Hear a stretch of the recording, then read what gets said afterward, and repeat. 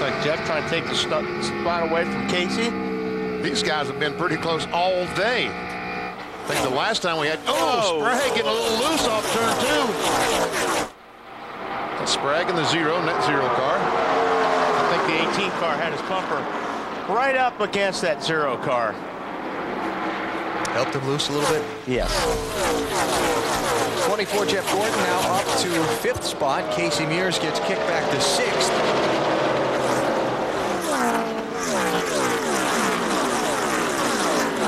And this whole line of cars mixed in with the lap cars and lead lap cars.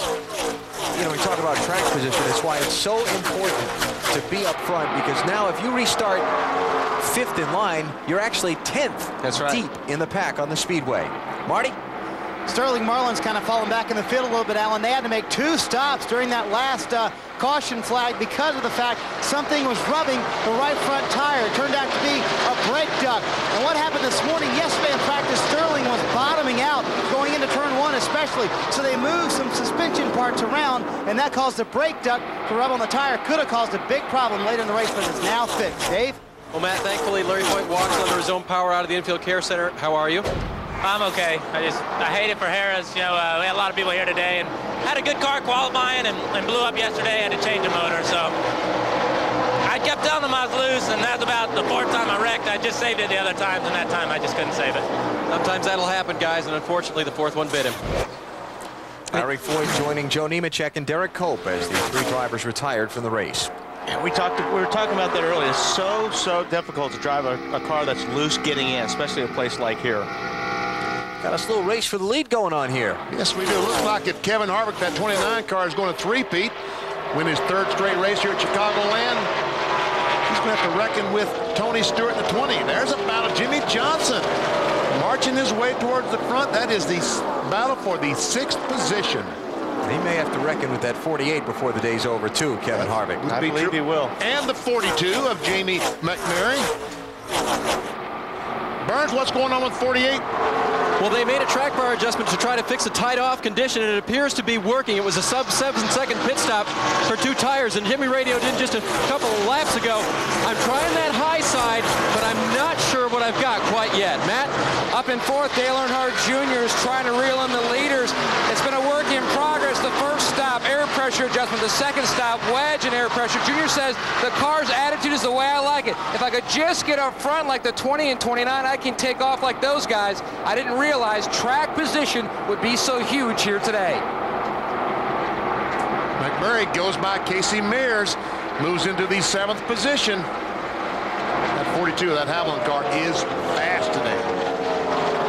McMurray qualified in 10th position, had moved up as high as 2nd earlier, got shuffled back when a tire rolled away on that last pit stop that they made back at lap 83. Billy's trying to make up some of the lost ground. Certainly is, and very focused, Alan. If you know Jamie McMurray's kind of quiet on the radio, but that's a good sign. Has not said much since their last pit stop, trying to regain that lost position. If their radio's quiet, that's good. All he wants called out is the lap times. If he's talking, that's usually not a good sign about how the car's handling. Up front, here goes Tony Stewart looking underneath Kevin Harvick. And he's going to try him on the bottom. How about that? Oh, that's a real shot. And again, we saw McMurray trying to make those passes making those passes on the outside. Oh, Tony is right there, and Harvick comes off the bottom a little bit. Is that enough for Tony Stewart? It just might be. He's there.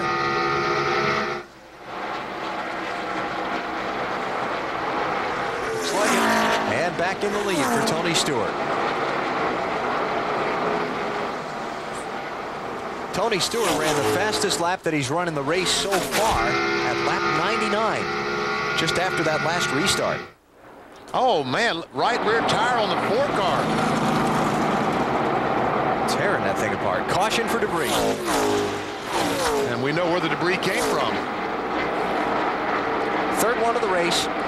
Troubles for Johnny Sauter, making his NASCAR Winston Cup debut in Larry McClure's Kodak car this week. It looked like they were struggling a little bit anyway. And I tell you what, he was forcing to do that and not crash the car. Derek Cope did exactly the same thing yesterday. Shredded a right rear tire and destroyed his car. During Winston Cup happy hour, yeah. See the NASCAR official there telling them they can't go back out onto pit road until they make some further repairs. They were probably going to try and send Johnny around and keep him. Yeah, they're going to go behind the wall. They're going to send him out, try and keep him in sync with the lap that he was on, and try and make repairs with repeated pit stops under the caution flag. Tony giving Buster Alton, the pace car driver, a little push. Just letting him know he's there. Yeah. Remember me? Haven't been here in a little bit. So how many of the leaders will we see pit here? The leaders stopped at lap 83. I'd say some of the cars stopped at 92. Everybody's. Oh, you're the outlaw Harvick. Oh, what a fake that was. Wow. Nice. First is in Stewart. Third is in Ryan Newman. Fourth, Junior's in. Dave? Sixth place, Jimmy Johnson. 4 tires, only 1 can of fuel, air pressure adjustment to fix a tight condition. Matt? Now look for a 2-tire change on Stewart. No adjustments, just 2 tires and fuel. A little bit of trouble on the front for Stewart. He's going to not beat the 42, possibly not the 38 off pit road. Junior's going to go for a 4-tire change. And Jeff Gordon and Jamie McMurray get out ahead of Tony Stewart. What's wrong with Junior's car? They're working on the nose of the car. Is it overheating or something?